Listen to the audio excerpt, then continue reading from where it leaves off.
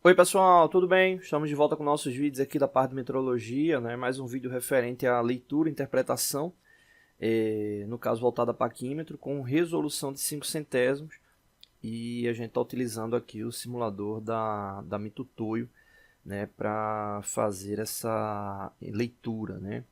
Só relembrando a questão da resolução, né? No caso, quando a gente fala que a resolução é de 5 centésimos, a gente está informando que é o menor valor possível que esse instrumento consegue nos dar com precisão no que diz respeito à sua leitura, né? Então, nesse caso, significa que o intervalo de leitura é a cada 5 centésimos. Né? Então, não tem como ter um outro valor preciso, né, que não seja com base nessa divisão. Né? Então, exemplo, vamos supor que a leitura do objeto real que você vai fazer seja exatamente 19,003, né? Ou seja, 19 milímetros e 3 centésimos. Né? Então, esse instrumento ele não te, você não teria como visualizar, né, esse valor com esse instrumento. Né? Você conseguiria ter 19 milímetros, na sequência 19,05, na sequência 19,10 e assim sucessivamente, sempre com intervalo de 5 em 5 centésimos. Né? Então, essa resolução ela vai te dar essa amplitude ali de leitura. Né? Então, vamos lá para a atividade.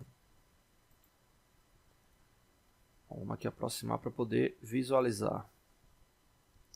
Bom, então está aqui a indicação, né, exatamente para a gente poder fazer a leitura. Aqui é um detalhe interessante, né?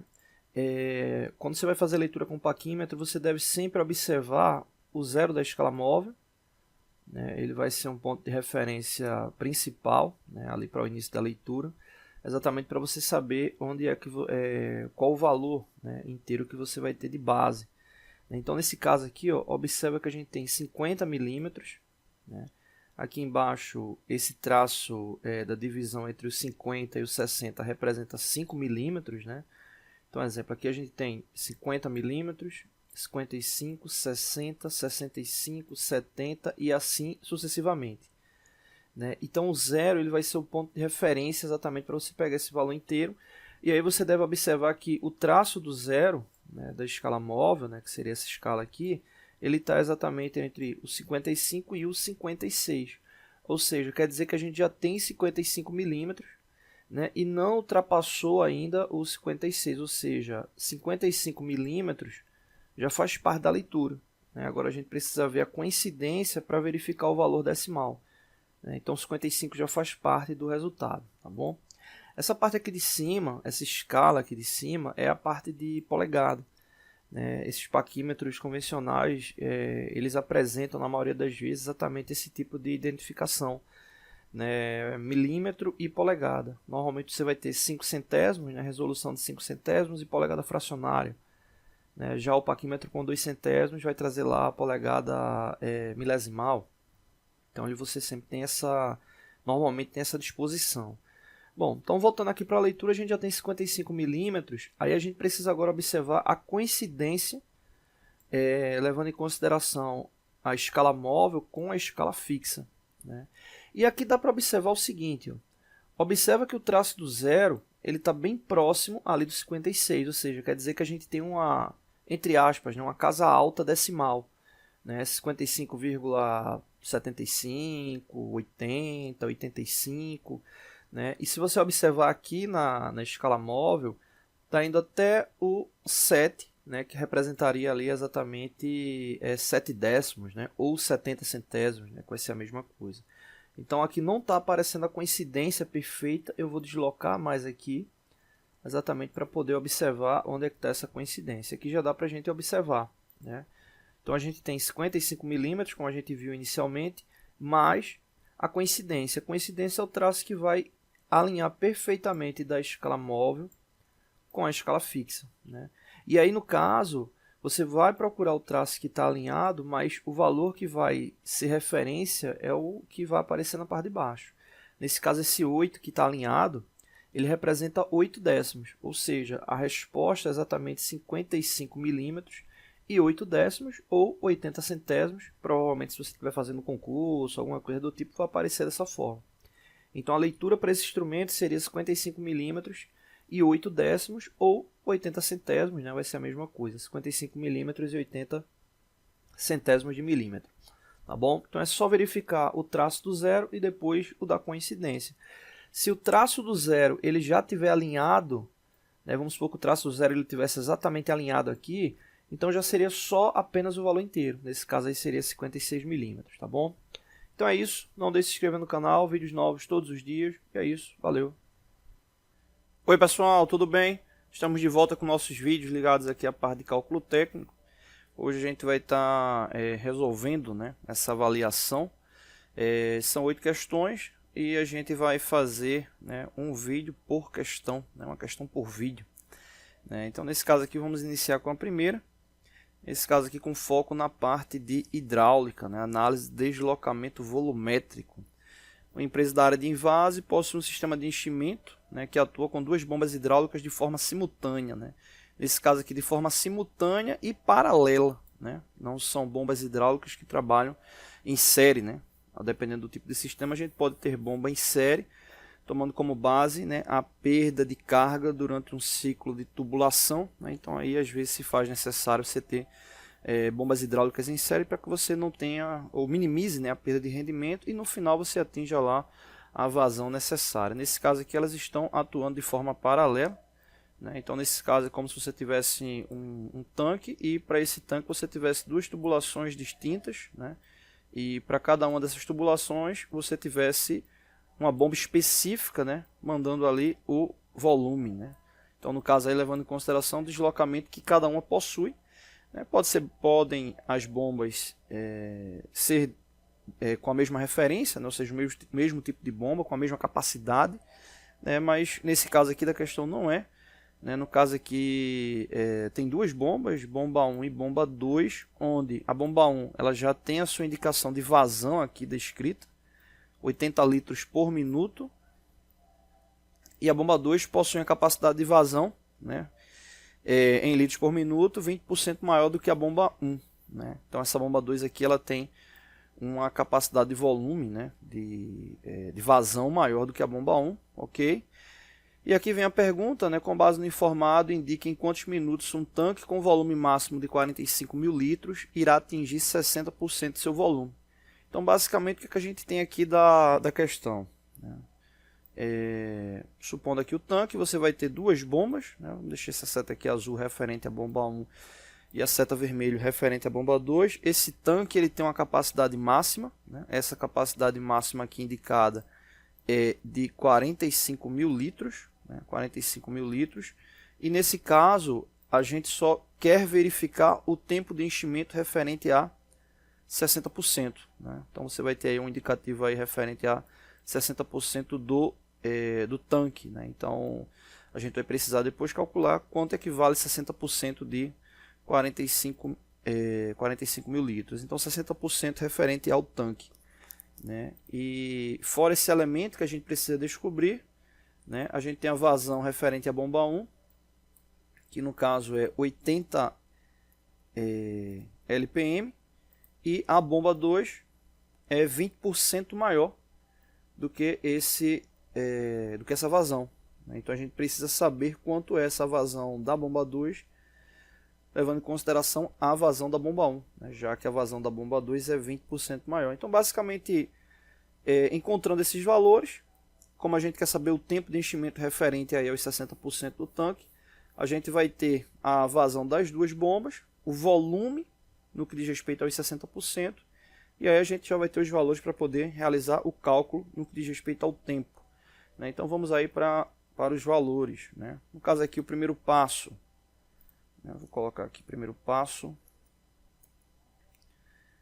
O primeiro passo nesse caso é encontrar quanto representa 20% a mais ali de 80, né? Então nesse caso aqui o que é que eu posso fazer, já que é 80 LPM, né, mais 20%, né, a gente pode simplesmente fazer o seguinte, pegar 80, né, e multiplicar por 1,2. Por que é que eu estou multiplicando por 1,2? Eu tenho aqui a referência de 80 litros por minuto, que representa 100% da bomba 1, E a bomba 2, como ela é 20% maior, né, eu posso levar em consideração aqui o 0,2, que no caso aqui seria 20%. Só que é mais 20%, ou seja, eu estou levando em consideração aqui 120%. Né? Então eu tenho 100% que representa os 80 litros e os 20% a mais aqui da capacidade da bomba. É só multiplicar por 1,2, né? Que aí eu encontro essa representação, né? Ou seja, no caso aí é 120% da bomba 1. Né? Então 80 multiplicado por 1,2 vai dar igual a 96 LPM. Né? Então essa aí é a vazão da bomba 2. Ok, detalhe importante, se eu tenho a vazão das duas bombas e elas estão trabalhando de forma paralela, ou seja, ao mesmo tempo elas estão mandando lá o fluido, eu preciso agora somar as duas vazões. Né? Então vou ter 96 LPM mais 80 LPM. Né? Por que eu estou somando? Elas estão ao mesmo tempo, né? O tanque está ali, então elas estão ao mesmo tempo mandando lá o fluido. Né? Então a vazão que está chegando ali no tanque, já que elas estão mandando ao mesmo tempo, né? No fundo do tanque, vamos assim chamar, está tudo somado. Né? Então preciso somar essas duas vazões, no caso aí 80 mais 96. 80 mais 96 vai dar igual a 176. Então a vazão somada vai ser 176 LPM. Beleza? Então está chegando no tanque 176 LPM. O que eu preciso saber aqui na sequência é quanto equivale 60% de 45 mil. Posso utilizar a mesma regra, né, que eu utilizei aqui. Só que agora eu estou querendo saber 60% daquele valor. Né? Então não vou multiplicar por 1,6. Como é 60%, eu vou multiplicar por 0,6. Né? Então vou ter aqui 45 mil multiplicado por 0,6. E aí eu já encontro quanto equivale, né, 60% de 45 mil. No outro caso era 120%, né, levando em consideração 80. Né? Então 45 mil multiplicado aí por 0,6 vai dar igual a 27 mil litros. Né? Ou seja, isso aqui é o volume o qual a gente espera atingir com esse deslocamento aí das duas bombas. Beleza, então 27 mil litros é o que a gente quer encher. Né? As bombas vão estar lá mandando fluido para esse tanque. E a vazão das duas bombas 176 litros por minuto. Né? Então nesse caso aqui é só fazer a divisão. E aí a gente já tem o resultado em minutos. Por que a gente tem o resultado em minutos? A gente vai ter 27 mil litros dividido por 176 LPM. Né? Então aí eu vou ter litros por litro. Já posso usar a regra matemática e cortar. E vai ficar o resultado aí em minutos.